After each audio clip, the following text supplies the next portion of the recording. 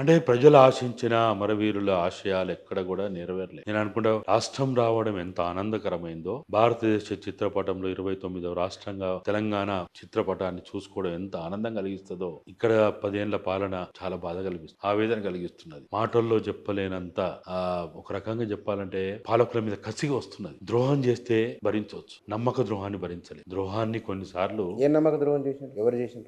తెలంగాణ పాలకులు, తెలంగాణ వచ్చిన తర్వాత 2014 జూన్ 2వ తారీఖు తెలంగాణ స్వరాష్ట్ర పాలన మొదలైన తర్వాత నుంచి ఇప్పటి వరకు జరిగినటువంటి గత పాలకులైన ఈ పాలకులైన తెలంగాణ ఆత్మని, తెలంగాణ వాదాన్ని, నినాదాన్ని, అమరవీరుల ఆశయాల్ని ఎత్తిపట్టిండ్రా అంటే శూన్యం. నిన్నటి దశాబ్ది ఉత్సవాల్లో కూడా తెలంగాణ అమరవీరులకు జోహారు చెప్పుకోలేనంత దీనస్థితి, హీనస్థితి, వేదిక మించి ఉచ్చరించలేని పరిస్థితి ఉందంటే మనం ఎక్కడి నుంచి ఎక్కడికి పోయినాం. చాలా బాధాకరం, చాలా బాధ కాదు, అవమానకరమైంది.